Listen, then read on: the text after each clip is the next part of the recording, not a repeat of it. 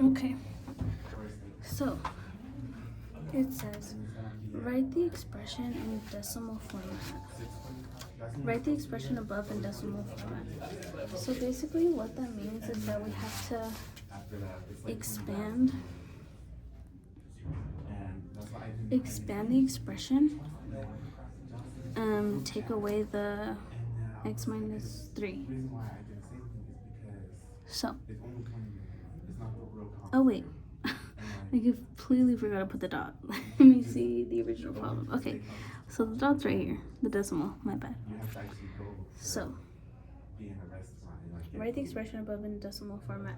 So if we have a negative exponent, so I'm just gonna put negative exponent, we're gonna move the decimal to the left, because negative exponent means it's decreasing in size.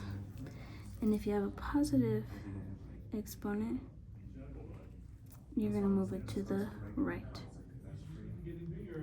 So, because it's negative, I'm gonna move it 3 spaces to the left. 1, 2, 3.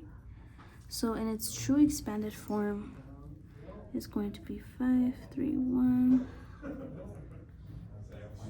Decimal point 1884521.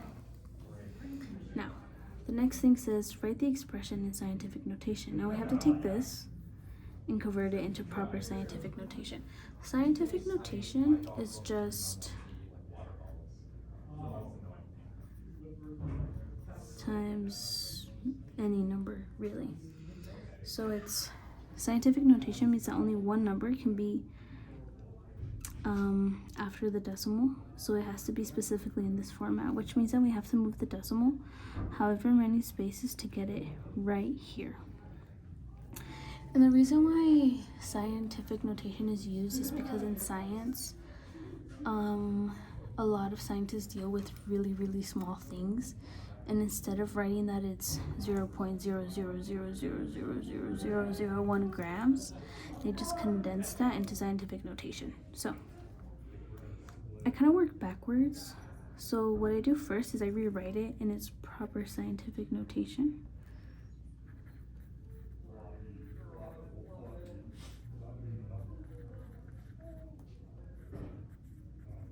And then I work backwards. I look here and here, and I see how many spaces I have to move the decimal to get it from here to here, which is, this is like, it's like expanded form.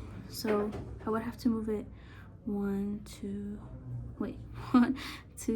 3, 4, 5, 6 spaces to the right. And as mentioned here, if I'm moving it to the right, that means it's going to be a positive exponent. So it's going to be this number to the power of 6, because I need to move it 6 spaces to get it to its true expanded form. Okay, now I have another problem, which says solve the equation 3 over x squared minus 2 over x equals 1. So I'm just going to start by rewriting it. Minus 2x equals 1. And in order to simplify it, we have to multiply everything by x squared. So x squared. Because it's being multiplied, these x squareds cancel out, so it's going to be 3. This cancels out in x, so it's going to be minus 2x equals x squared. Well, technically 1x squared, but we can just infer that the 1's right here. Now, in order to solve it, we have to bring everything to the other side. Put everything on one side, which means the x squared has to move to the other side. And to do the inverse of that, you subtract it.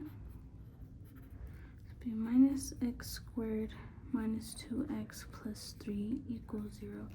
And the reason why I move the 2x to the middle is just because I like to have it in decreasing order of power.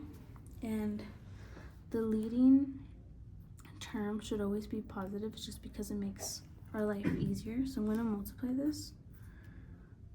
I'm going to multiply everything by -1, which is going to cancel out the negative. X squared plus 2x minus 3 equals 0. And because these negatives make a positive, this negative positive makes a negative. And then from here, I could just solve using the a times c method. So a times c is going to be -3. And multiples of -3 to get me to would be 3 minus 1. So I'm going to redistribute that to the equation. Plus 3x minus x minus 3 equals 0. And now I see that I have 4 terms which I could split off to further simplify. So it's going to be, if I factor this out, I can only take out an x. If I factor this out, I can only take out a -1.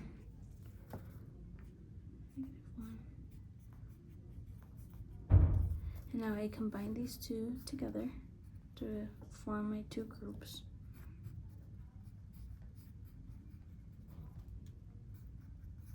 And then I solve for x individually because they're two separate things. To the inverse, so x equals 1. To isolate x, you get x equals -3. And a way that you could double check your work is by plugging in the x values back into the equation to see if this still is equal to 1. So yeah.